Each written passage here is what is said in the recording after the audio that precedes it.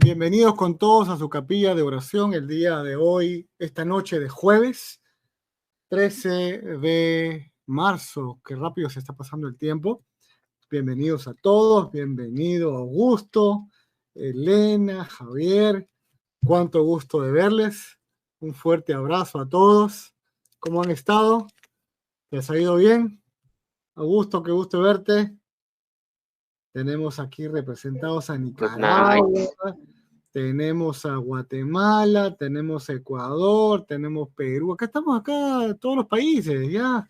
Y bueno, algunos me imagino que han tenido alguna dificultad con el cambio de horario. No sé si ustedes en su país han cambiado de hora, pero el domingo pasado hemos aumentado una hora, ¿no? Entonces, no sé si todos los países. ¿Ustedes en sus países cambiaron de hora o se han mantenido igual?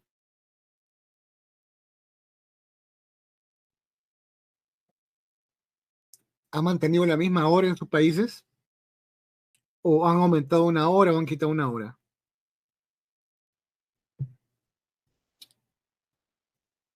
Bueno, vamos a empezar, ¿ok? Vamos a orar, ¿les parece? Amantísimo Padre Celestial, gracias en esta noche por este tiempo de oración y este tiempo de adoración también entre hermanos y hermanas en Cristo. Pedimos tu bendición para la exposición de tu palabra, para el tiempo de oración, para el tiempo de adoración, nuestro Señor, y te ruego por una bendición muy especial por cada uno de nosotros en esta noche. Gracias, Señor, y bendice a los que de repente no están tampoco presentes por horarios o por trabajo, pero, Señor, se van a hacer presentes después en la grabación de este momento de capilla. En el nombre de nuestro Señor Jesucristo te lo pedimos. Amén. Excelente, muy bien. La clase de hoy, o no es clase, en la capilla de esta noche, voy a tocar el mismo tópico que toqué en la clase de inglés comunitario. Es un momentito que estamos leyendo porciones en inglés de las escrituras. Para ese propósito, el día de hoy o esta noche, voy a utilizar el Evangelio de Juan, capítulo 1, versículo 1 al 5, de repente un poquito más, para poder meditar en él, pero quién sabe lo hagamos también en inglés, ¿ok? Cosa que hacemos de repente dos cositas al mismo tiempo. Javier estuvo en la clase y Javier ya está ya afilado en el inglés, ya John Juan, ya está listo, ya. Muy bien, Juan 1, un segundito, voy a proyectarlo aquí en la computadora. El Evangelio de Juan, yo lo expliqué la semana pasada, los tres primeros evangelios les llaman los evangelios sinópticos. Y se les llama sinópticos simplemente porque tienen un parecido muy interesante, un gran parecido, ¿ok? Ahora, en todo lo que es estudio de las ciencias bíblicas, se logra entender que el primer evangelio que fue escrito fue el evangelio de Marcos, el más antiguo y es el más corto. Sin embargo, antes del evangelio de Juan, se puede ver, se puede entender que hubieron escritos anteriores, incluso, incluso antes de Marcos. Ahora, ¿cómo sabemos eso? Y está en las propias escrituras. Cuando leemos Lucas 1, 2, vamos a darnos cuenta de que dice, otros también escribieron, y voy a ponerlo en la pantalla, ¿ok? Voy a ponerlo aquí en la pantalla para que podamos tenerlo visible. Voy a quitarme el spotlight para que la pantalla esté más grande. Voy a poner un poquito más grande y un poquitico más. Ah, algo pasó acá. Ok. Cuando vamos a Lucas 1, Lucas 1 nos dice lo siguiente. Lucas era un hombre estudiado. Eh, Algunos dicen que Lucas fue el asistente de Pablo y hay razones en las epístolas para poder dar fe de eso. Pero miren lo que dice Lucas. Puesto que ya muchos han tratado de poner en orden la historia de las cosas que entre nosotros ha sido ciertísima.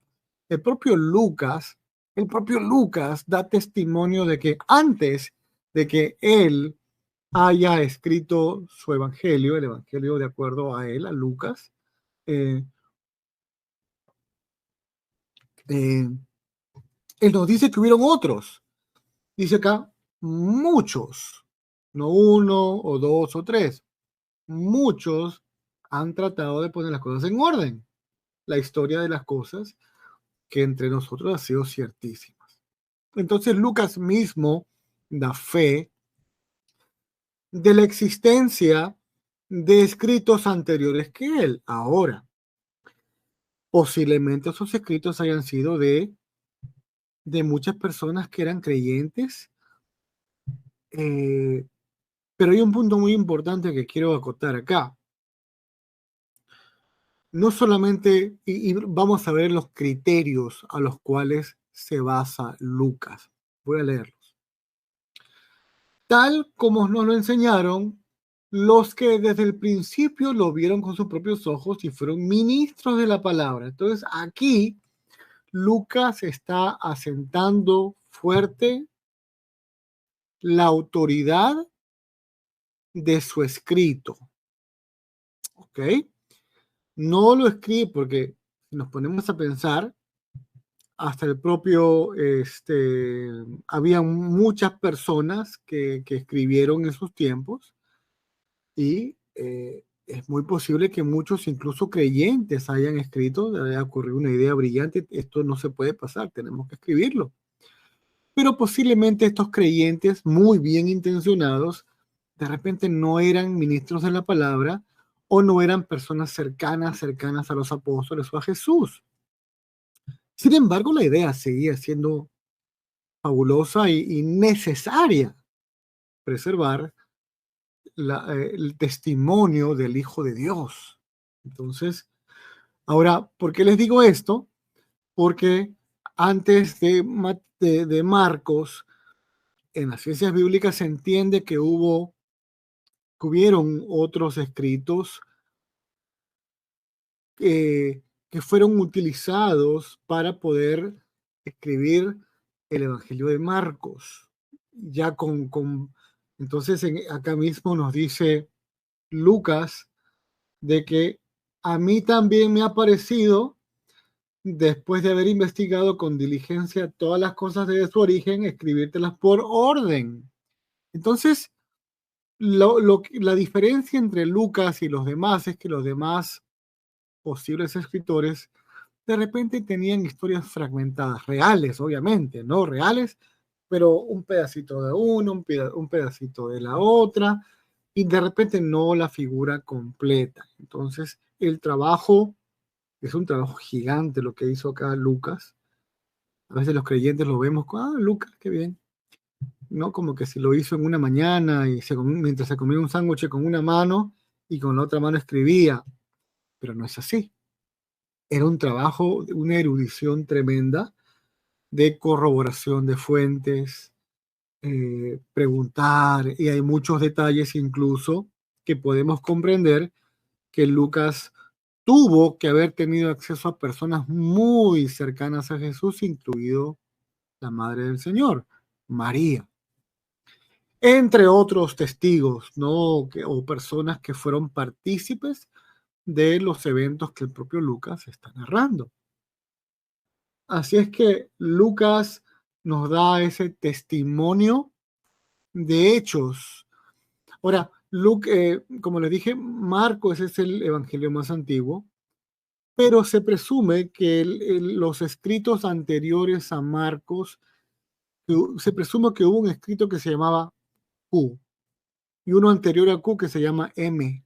Son las designaciones científicas, por llamarlo así. Pero que el escritor de Marcos se valió de eso para poder expandir, les dio un buen comienzo, ¿no? Y cuando tenemos a Mateo y a Marcos, tenemos que, es lo impresionante de que Mateo y Lucas, perdón, no solamente corroboran la certidumbre, la certeza de Marcos, sino que expanden sobre algunos temas. Es como, por ejemplo, ustedes van a una reunión y alguien escribe lo fantástico que fue la reunión, pero usted lo ve de un ángulo distinto, un poquito más atrás, por acá, por allá, y usted agrega más cosas y enriquece lo que ocurrió en ese momento. Entonces usted ya le da un panorama más completo. Por ejemplo, te doy un ejemplo de las clases de inglés, ¿no? En las clases del instituto, que son los martes y miércoles, una de las cosas que practicamos en las clases del instituto es que primero empezamos con una oración chiquita. I like apples, por decirlo así, ¿no? Pero luego vamos expandiendo esa oración, la oración. I like red apples. I love eating red apples. Se va agrandando la oración, pero de ahí no termina. Vamos construyendo otras oraciones que complementan el sentido de la conversación que estamos comunicando. Ok. Pasemos ese mismo concepto a los evangelios. Entonces, Lucas toma lo que ya encuentra en Marcos y lo mejora. Lo que tú has escrito, Marcos, está bien, pero hay cosas que voy a agregar que también son ciertas y creo que de repente lo omitiste porque no te acordabas. No te acordaste, no lo tuviste a la mano. Entonces yo tengo y voy a hacerlo de una manera ordenada. Entonces, ese es el criterio para los evangelios sinópticos de Mateo, Marcos, Lucas y Juan. Ahora, perdón, Mateo, Marcos y Lucas. Juan no. Ahora, Juan, lo que creo yo, esta es mi posición personal. Juan dirá, oye, pero tenemos Mateo, Marcos y Lucas. Afirman básicamente, indiscutiblemente todo lo que ha ocurrido. Y está bien. Pero el Evangelio de Juan enfoca en el aspecto más personal de Cristo, en el contexto íntimo de Cristo y sus discípulos. Y el objetivo del Evangelio de Juan es el mismo lo da al final del Evangelio. Estas cosas fueron escritas para que leyendo creyeran en el nombre de Cristo. Entonces, todo lo que leemos del propósito de todo el Evangelio de Juan nos lleva a creer en el nombre de Cristo. ¿Okay? Es por eso que Juan selecciona cosas que él va a escribir, eventos que él va a escribir, que apuntan a una característica que demuestra fehacientemente quién es Cristo. Habiendo dado esta introducción, yo creo un poquito extensa, vamos a ir a Juan. Juan 1. Vamos a ver. En el principio, aquí está. ¿Lo pueden leer bien o está muy chiquito? ¿Está bien? Ok. En el Está excelente. principio, ¿perdón?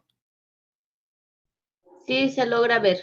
Se logra ver. Perfecto. Muy bien. Voy a ver si le puedo agrandar un poquitito más. A ver. A ver. Ay, mira. Creo que ahora está mejor, ¿no? Ok. Vamos a quitar la publicidad únicamente que no me deja. Permítame un segundito, que voy a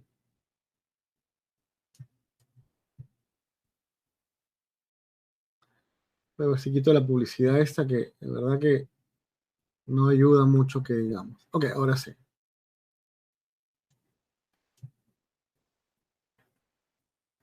Ok, ahora sí. En el principio era el verbo,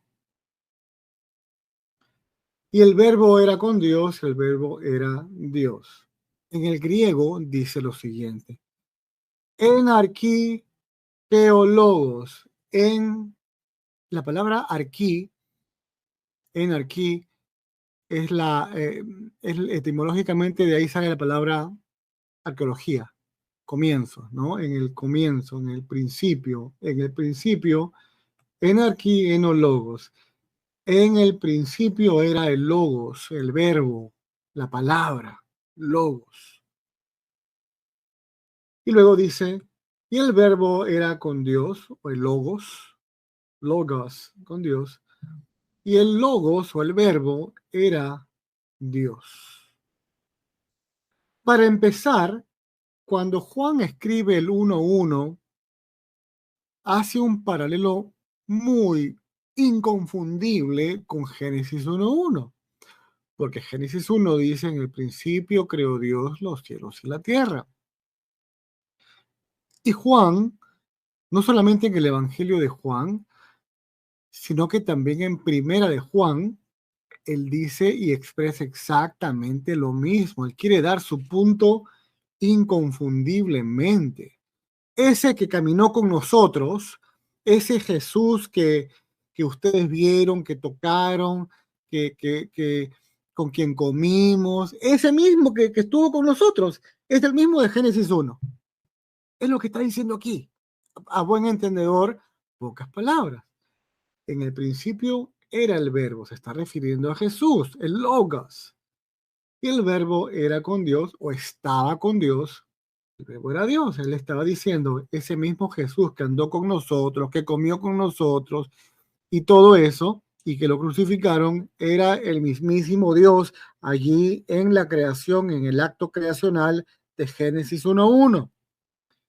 En el principio, en los comienzos, era el verbo y el verbo estaba con Dios y el verbo era Dios. Es muy interesante porque si vamos a Génesis 1:1, la palabra Dios que utilizan es Elohim, que es una palabra plural en singular. Es singular, pero denota pluralidad, como por decir más o menos el dioses, ¿ok? Haciendo alusión a la Trinidad, obviamente. Y luego en Mateo 1:28, perdón, en Génesis 1:28, vamos a verlo, 1:26, perdón, vamos a verlo claramente allí, ¿ok? En el principio era el verbo, ya estaba el verbo, algunas traducciones ya lo traducen un poquito más claro, era con Dios y el verbo era Dios. Hablando del verbo, hablando de Jesús, era en el principio, cuando estaba con el principio con Dios. Se está haciendo o aduciendo igualdad con Dios. Luego dice 3. Todas las cosas por Él fueron hechas. ¿Por quién? Por el Logos, por Jesús. Y sin Él, nada de lo que ha sido hecho fue hecho. ¿Qué es lo que nos está diciendo aquí el apóstol Juan? Nos está diciendo que el creador del mundo es Cristo, el Logos. En Él, o sea, ¿en quién? En el Logos, en Jesús, estaba la vida. Y la vida era la luz de los hombres. La luz en las tinieblas resplandece y las tinieblas no prevalecieron contra ella. Vamos a pausar aquí un minutito porque las palabras que está pronunciando acá Juan son palabras grandes. Son ahora lo entendemos bien porque somos creyentes, pero decir estas palabras para un judío del primer siglo o un griego del primer siglo son palabras grandes. Nosotros hoy en día ya, porque bueno, somos creyentes, ¿no? Hemos crecido en el ambiente cristiano, pero son palabras inmensas, difíciles de digerir. Sin embargo, para los creyentes, porque esta carta fue enviada a creyentes, son palabras de confort, son palabras de seguridad, son palabras de confirmación de que lo que estoy creyendo es correcto. Sí, exactamente lo que está haciendo el apóstol Juan. Ahora tenemos que comprender, ustedes no sé si han escuchado, pero había un grupo religioso que se formó a comienzos del primer siglo, que fueron los gnósticos. Los gnósticos proceden de la filosofía griega. Los primeros gnósticos ni siquiera fueron cristianos, los primeros gnósticos fueron griegos, de la, digámosle, de la filosofía griega, pero luego, después de ellos, dentro del contexto judeo-cristiano, hubieron algunos judíos que también fueron infectados por el gnosticismo.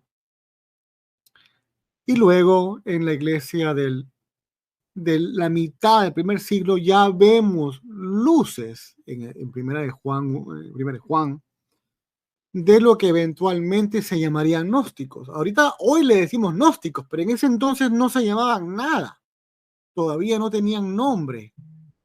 Entonces, ya cuando pasa al segundo siglo, a final del primero, segundo, ya comienzan a adquirir un nombre propio y se comienzan a llamar gnósticos y ya se comienzan a ser identificados. Pero para ese momento, no solamente habían gnósticos seculares o gnósticos judíos, sino que incluso habían entrado dentro de la iglesia gnósticos cristianos. Y lo interesante del gnosticismo es que el gnosticismo afirmaba en sus creencias de que todo lo que es espiritual es bueno y todo lo que es físico o carnal es malo. Ahora, ¿por qué era tan interesante o tan apelativo o tan apelante al cristiano? Porque básicamente eso es lo que predicamos, pero de una manera muy distinta. Digámosle, el trasfondo de esta filosofía gnóstica era completamente desfasada de la cristiana, pero para un creyente que no estaba informado sonaba y tenía mucho sentido, por lo menos por afuerita. Entonces, eh, es por eso que se tuvo que combatir, porque cuando Dios creó al hombre, eh, o a la creación completa, dijo, es buena en extremo.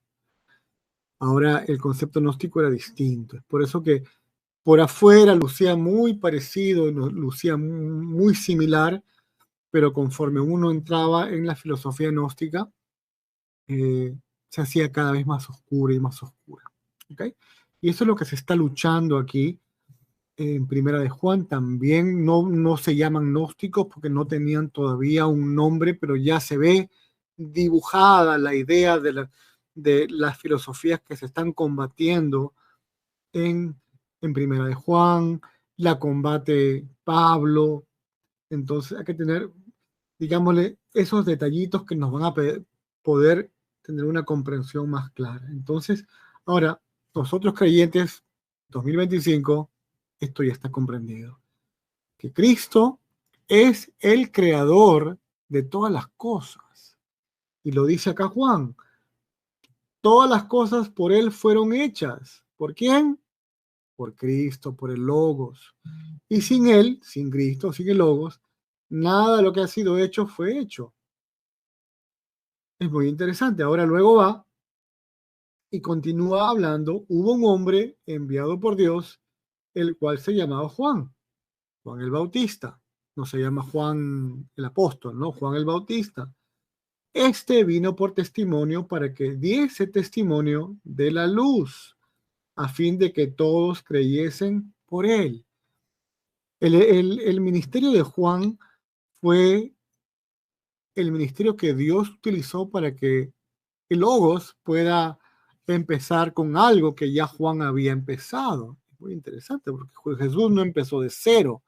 Jesús ya empezó, Dios envió a Juan para iniciar un ministerio que Dios, el Logos, Cristo, va a continuar y no empieza de cero. Este vino por testimonio para que diese testimonio de la luz, a fin de que todos creyesen por él. No era él la luz, o sea, Juan el Bautista, sino para que diese testimonio de la luz. Ahí nuevamente estando otro machaque arriba, no se confundan. Juan el Bautista fue fenomenal, fue hermoso, fue un gran predicador, excelente, pero él no era la luz. Entonces lo que nos está diciendo que habían personas que creían de que Juan el Bautista era algo más que un profeta. Y allí Juan lo está aclarando. No, él vino para testimonio de la luz. Ahora enfoca sus cámaras en Cristo, aquella luz verdadera, porque pueden haber luces falsas que pretenden ser luz. Aquella luz verdadera que alumbra a todo hombre venía a este mundo. En el mundo estaba y el mundo por él fue hecho. Lo sigue afirmando una, dos, tres, cuatro veces. Ese es Jesús, ese es el Logos. Él es el creador. El mundo por él fue hecho, pero el mundo no le conoció, el cosmos no le conoció. Hablando de los judíos, a lo suyo vino y los suyos no le recibieron. Mas a todos los que le recibieron, a los que creen en su nombre, les dio la potestad de ser hechos hijos de Dios, los cuales no son engendrados de sangre, ni de voluntad de carne, ni de voluntad de varón, sino de Dios. Nuevamente, ahora esto es claro en el contexto de Juan, apuntando a esas ideologías gnósticas, ya que el verbo fue hecho carne. ¿Qué es lo que creían los gnósticos? Que Jesús, como en el concepto de ellos, de los gnósticos, como la carne es mala, todo lo que es carne es malo, todo lo que es ser humano es malo, por ende Jesús no fue ser humano, sino parecía un ser humano y nos lució como que si fuera ser humano, pero no era ser humano. ¿Por qué? Porque todo lo que es humano es malo y Jesús solamente era espíritu, era lo que ellos creían, ¿no? Entonces dice acá, y aquel verbo fue hecho carne, está afirmando, fue hecho carne, y no solamente fue hecho carne, sino que habitó entre nosotros. Está que nosotros no nos damos cuenta en el 2025, pero en ese momento Juan está destruyendo todo lo que es la ideología gnosticista de la época, que en ese tiempo no tenía nombre todavía en ese momento, ¿no? Y habitó entre nosotros y vimos su gloria como el unigénito del Padre, lleno de gracia y de verdad. Juan, el Bautista, dio testimonio de él y clamó diciendo, este es de quien yo decía, el que viene después de mí está antes de mí porque es primero que yo, porque de su plenitud tomamos todos y gracia sobre gracia. Pues la ley fue dada por Moisés, pero la gracia y la verdad vinieron por medio de Jesucristo. Aquí ya explota en quién es el Logos. ¿Ok? A Dios nadie le vio jamás. El Hijo unigénito que está en el seno del Padre. Mira qué interesante estas palabras. A Dios nadie le vio jamás. El Hijo unigénito que está en el seno del Padre, Él le ha dado a conocer. Qué interesante porque el Hijo unigénito que está en el seno del Padre, cuando yo digo, tengo a mi Hijo en mi seno, está como si hubiera en mí, ¿me entiendes? Yo soy un ser humano, pero Dios no es un ser humano, Dios es espíritu. Hay una comunión tal que son uno. Es básicamente lo que nos está diciendo.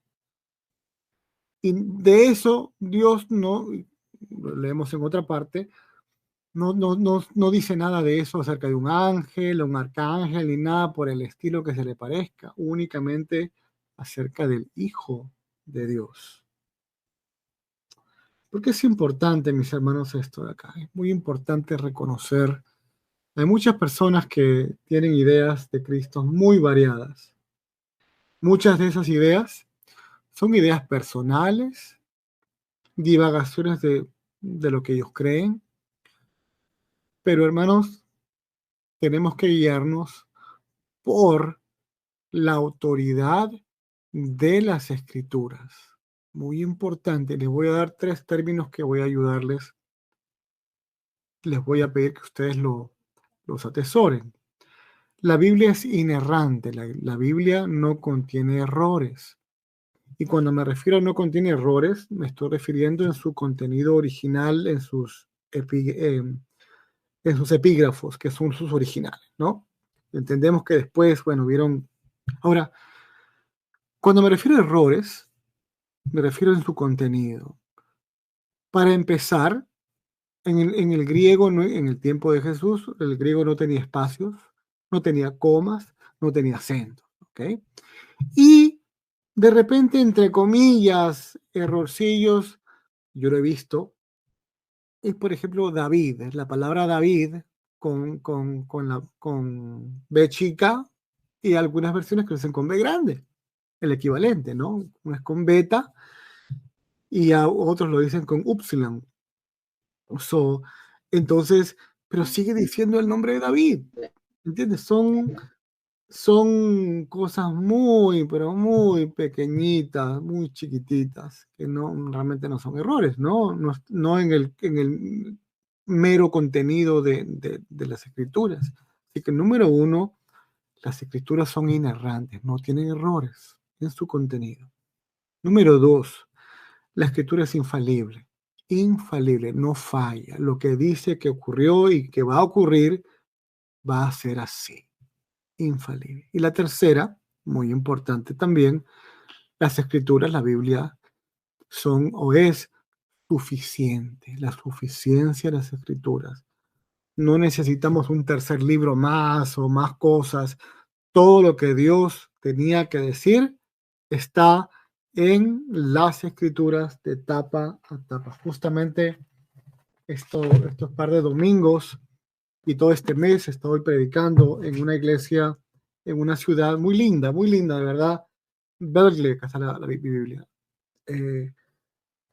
Y una de las cosas que les compartí, y espero que también ustedes lo atesoren, las escrituras no contienen, escuchen claro, las escrituras no contienen las palabras de Dios. Oh, ¿qué dijo este señor? ¿Qué dijo doctor Salas? Así como ustedes lo escucharon. Hizo un juego de palabras, ¿no?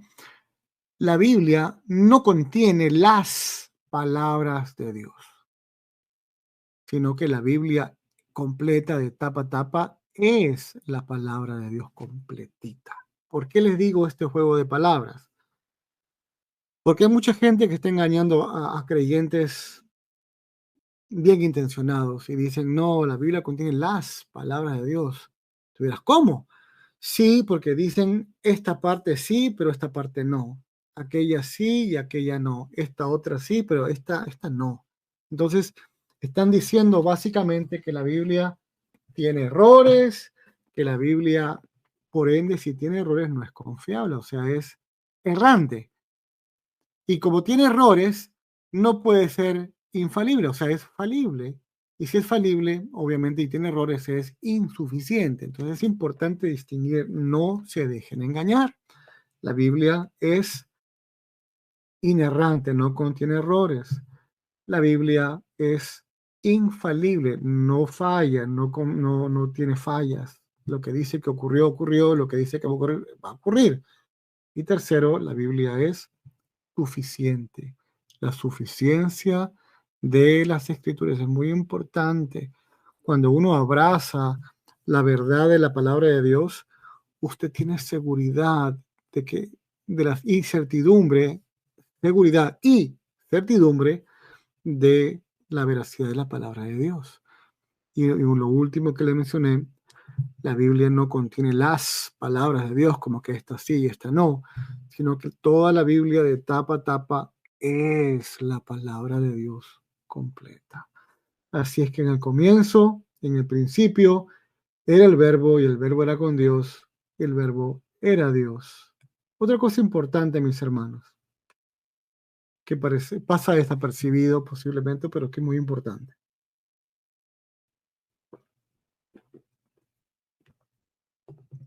Momentito, por aquí estaba.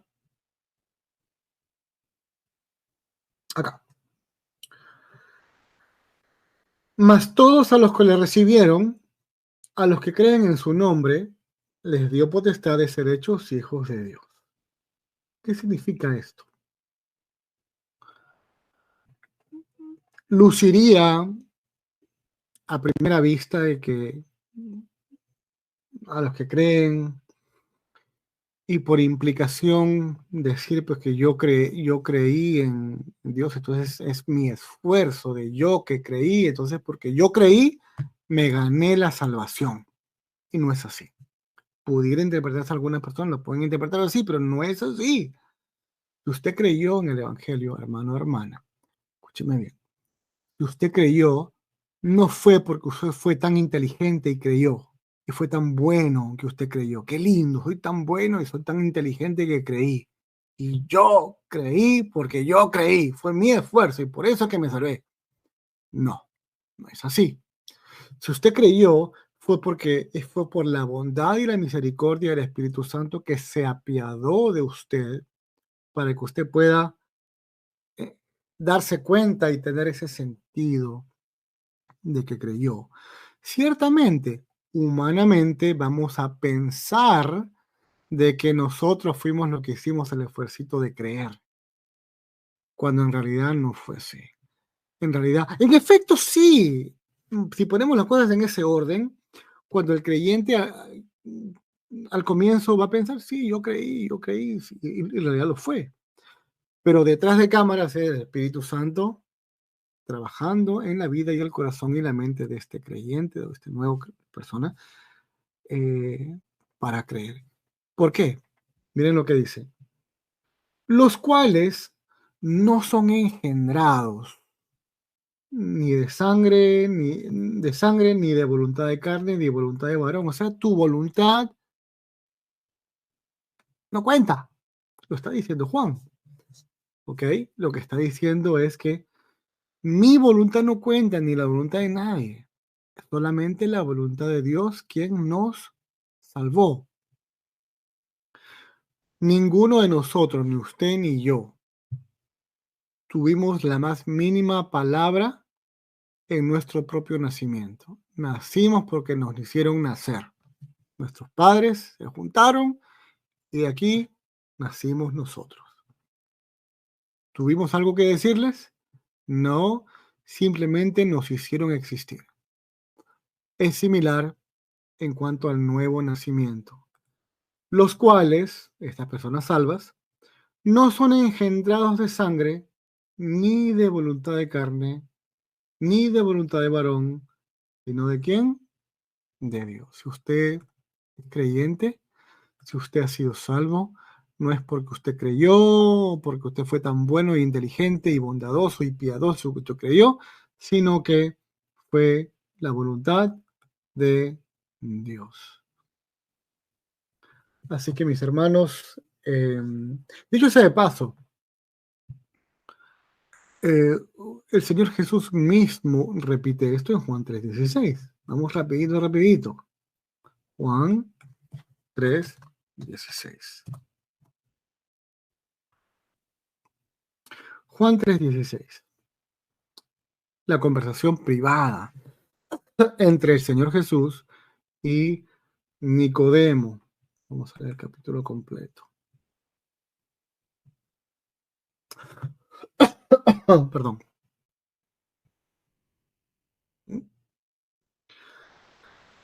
Ok. Había un hombre llamado Nicodemo, principal entre los judíos, y Jesús le dijo, Jesús lo agarró en frío, ¿no? Sabemos que vienes de Dios como maestro, nadie puede hacer estas señales, etcétera, ¿no? Hasta él estaba convencido. Y Jesús le da una respuesta, pero que es una bofetada a la inteligencia de Nicodemo, y le dice lo siguiente. Jesús le dijo, de cierto te digo que el que no naciere de nuevo no puede ver el reino de Dios. Es lo mismo. ¿Tiene alguien algún tipo de capacidad de nacer, siquiera nacer solo? Ninguna. De ser concebido, tampoco. Dependemos de un factor externo que no somos nosotros para que ese milagro ocurra. Para que tú y yo estemos vivos, tuvieron que haber dos factores externos, nuestro padre y madre, que se juntan, y ahí estamos nosotros. Y Nicodemo pues se quedó, pero así pensando, y le dijo, pues acaso se quedó más confundido que no sé qué. Hay gente que dice más confundido que Tarzán en Nueva York. Dice aquí, el que no naciere del agua y del espíritu no puede entrar en el reino de Dios. Lo que es nacido de la carne, carne es. ¿Cómo se nace en la carne? Se nace cuando papá y mamá se juntan y ahí salimos nosotros, ¿no? Nosotros no tenemos nada que decir allí. Y lo que es nacido del espíritu, espíritu es. Así es que es muy importante. Jesús, mira, os es necesario nacer de nuevo. El viento sopla de donde quiere y oye su sonido, mas ni sabes de dónde viene ni a dónde va.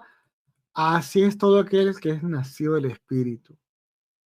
Así es que todo es voluntad del Espíritu Santo. Amén. Quisiera escuchar de ustedes, mis hermanos. Creo que ya compartí suficiente. Me encantaría escuchar de ustedes, Elena, Augusto.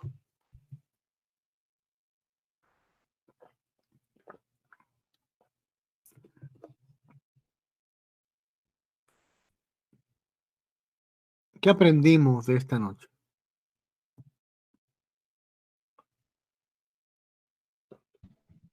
Buenas noches. A mí sí me llama la atención. Para mí es nuevo Juan, el paralelo de Juan con Primera de Juan. Oh, sí. Vamos a Primera de Juan, rapidito. No, sí, o sea, Primera de Juan donde él repite y dice en el principio, ¿verdad? Absoluto. Yo sabía que Génesis con Juan lo decía, pero no me había percatado que en Primera de Juan nos dice también en el principio. Claro, lo que lo dice muy parecido, pero da el mismo punto. Y está martillando, es como que está insistiendo, señores, el que estaba en el principio en 1.1 es este mismo, lo está repitiendo. Mira Primera de Juan 1.1. Aquí está, un momentito rapidito. Disculpe que este estaba hablando. Vamos a ir rapidito aquí, la palabra de vida. Primera de Juan 1.1, aquí está. Primera de Juan 1.1. Lo que era desde el principio, lo que hemos oído, lo que hemos visto, lo con nuestros ojos, lo que hemos contemplado y palpado nuestras manos, tocando el verbo de vida, porque la vida fue manifestada y la hemos visto y testificamos y anunciamos la vida eterna, la cual está con el Padre y se nos manifestó. Acá, pese a que ha dado una introducción muy parecida a Juan, al Evangelio de Juan 1, acá ya está atacando más directo todavía al problema gnóstico. Más claro, porque enfatiza lo que era desde el principio, lo que hemos visto, oído, nuestros ojos, con nuestros ojos, lo hemos visto, lo hemos contemplado, lo hemos tocado, ni siquiera tocado, lo hemos palpado. ¿Qué es palpar? No es tocar nomás, ¿sabes? Palpar es más que tocar, lo hemos palpado. nuestras manos tocante al verbo de vida. Hay una batalla enorme, o hubo una batalla enorme en el siglo I por este tipo de herejías que comenzaron a entrar en la iglesia, porque la gran mayoría de creyentes o personas que entraban a la iglesia, muchos de ellos venían de contextos griegos y venían con esas cosas. ¿Qué más hemos aprendido, Elena y Augusto?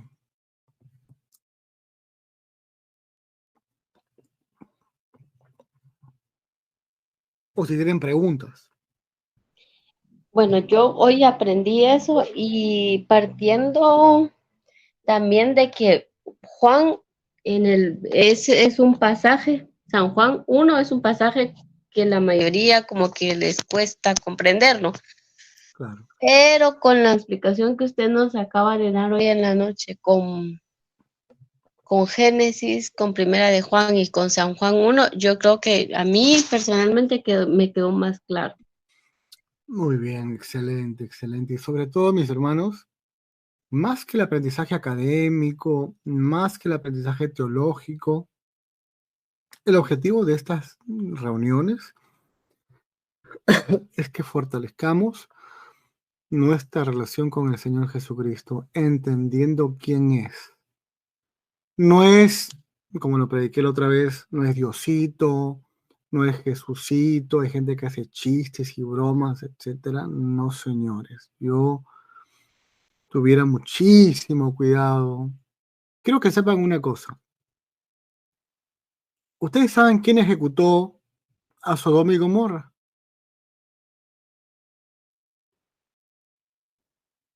¿Saben quién ejecutó a Sodoma y Gomorra? ¿Quién creen que fue?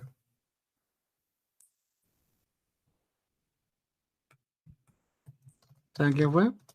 Fue Jesús. Fue Jesús. Antes de ser Jesús, pues, ¿no? El verbo no encarnado, por llamarlo así. Y se los voy a demostrar. Judas. Judas, perdón, libro de Judas. El versículo 8.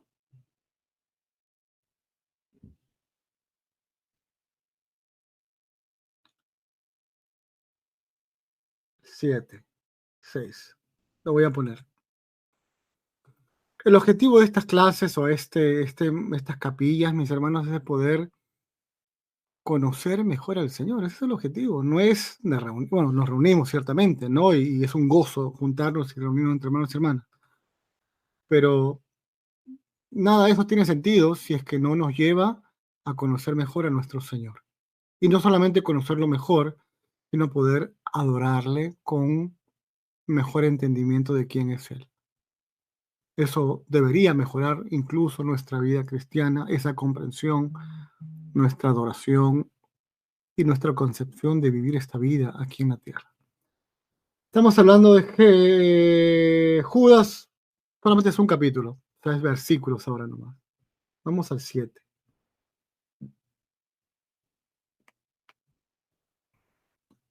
Vamos al 5.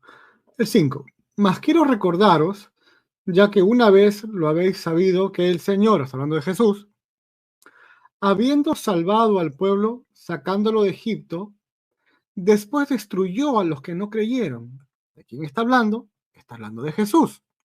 ¿Ok? Y a los ángeles que no guardaron su dignidad, sino que abandonaron su propia morada, los ha guardado bajo oscuridad en prisiones eternas para el juicio del gran día. Les hago una pregunta. Cuando Jesús llegó a la ciudad de Gadara, ¿con quién se encontró? ¿Se acuerdan? Con el endemoniado Gadareno. ¿Se acuerdan de esa historia? Hay gente un hermano me dijo, es el endemoniado ganadero. No, no es ganadero. ¿Pero por qué ganadero? Porque, bueno, le gustaban los cerdos, una cosa así. No es Gadareno, la ciudad se llamaba Gadara y una ciudad no era judía, era una ciudad, digámosle, no judía, era una ciudad gentil. Cuando los demonios veían a Jesús que se acercaba, ¿cómo lo recibían? Con un cartel. Jesús, Jesús. ¿Lo recibían así? No, ¿no? ¿Cómo lo recibían a Jesús los endemoniados o los demonios?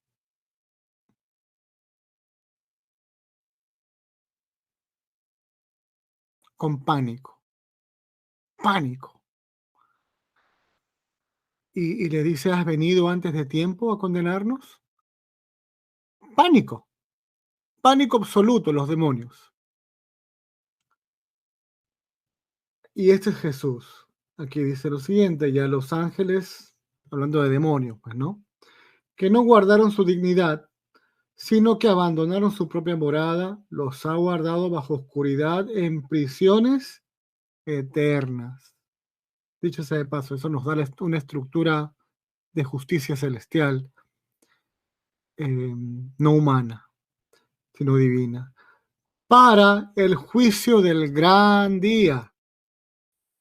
¿Qué más sigue? 7, lo que les mencioné.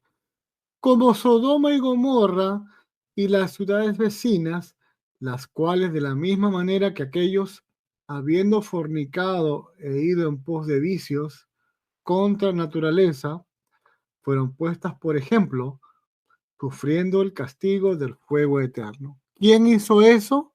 ¿De quién está hablando Judas? Está hablando del Señor. ¿Quién es el Señor para Judas? Es el Señor Jesucristo. Así que mis hermanos, no es Jesucito. Yo entiendo, lo hacemos con amor. Los creyentes lo decimos con amor y está bien.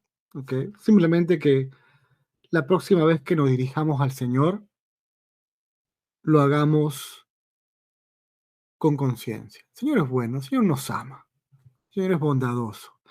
Pero una vez que un creyente obtiene conocimientos que otro no sabe, ya no tenemos excusa.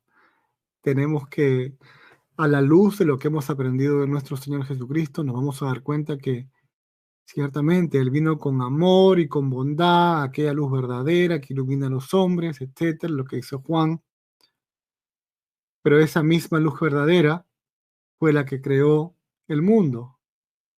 Esa misma luz verdadera que ejecuta y ejerce justicia. Así que es muy importante, mis hermanos, hermanas, conocer a nuestro Señor de una manera cada vez más profunda. El Señor trata con nosotros de acuerdo a nuestro crecimiento. Si somos bebés espirituales, nos va a amar como bebés espirituales. Es un Dios lindo y hermoso, pero también es un Dios que es justo. Es un Dios que también desea de que crezcamos en el conocimiento de Él y al crecer en el conocimiento de Dios podamos adorarle de acuerdo a nuestro conocimiento. Amén. Muy bien, mis hermanos. Espero que hayamos aprendido y meditado un poco acerca de lo que hemos aprendido en esta noche. Le invito a que cuando ore a nuestro Señor o que ore al Padre en el nombre de nuestro Señor, piense en todo lo que hemos aprendido en esta noche. Amén. Peticiones de oración, mis hermanos. ¿Alguna oración, petición de oración?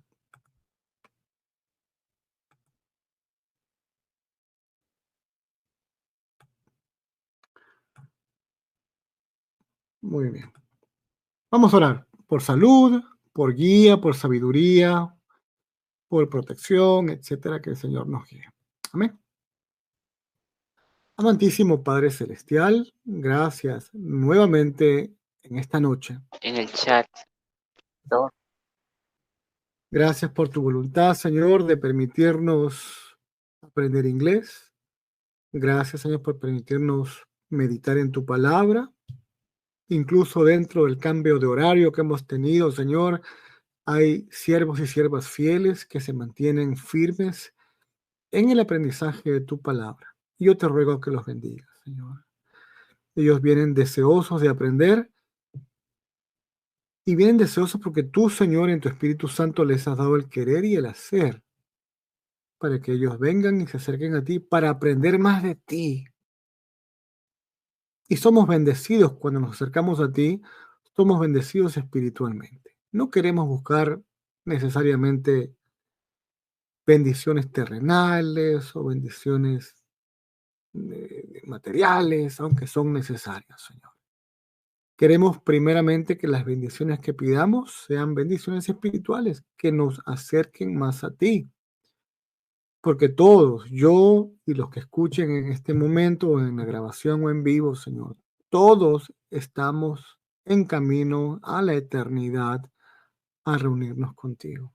Y eso es lo más importante. En la vastedad del universo, Señor, nuestras tristezas y problemas son ínfimos comparados a la eternidad y a la gloria que viviremos contigo en tu gloria, Señor. Gracias por la salvación que tú nos has dado, Señor. Y gracias porque tú eres bueno y esta salvación es totalmente inmerecida, Señor. Te ruego por fortaleza y salud para Augusto, para él, para su familia, Señor. Llénalo de tu Espíritu Santo, Padre. Tú le has dado ese deseo ferviente de mantenerse firme en ti.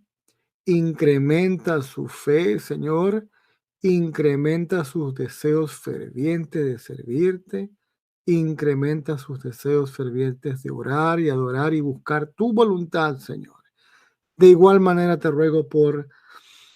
eh, te ruego, Señor, por Elena, allá en Guatemala. También una bendición muy especial para ella, para su familia, Señor, para todos en el entorno de ella, tanto de ella como de Augusto, como de Javier, que estuvo reunido hace un momento, Señor, para que cada cosa que pensemos, sintamos, hagamos, Señor, sea para tu gloria. Utilízanos, Señor, como vehículos e instrumentos de compartir el mensaje del Evangelio con otras personas.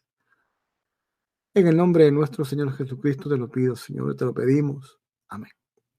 Muchachos, ha sido un gusto de verlos, compartir con ustedes. Que Dios les bendiga. Nos vemos la próxima semana, el jueves, en las clases de inglés a las 8 de la noche. Inviten a más personas, inviten a sus amistades, a sus familiares, a que se unan y juntos aprender inglés y luego tener nuestra capilla de oración. ¿Ok? Un fuerte abrazo. Que Dios les bendiga. Un gusto de verlos y escucharlos. Y nos vemos la próxima semana. Bendiciones.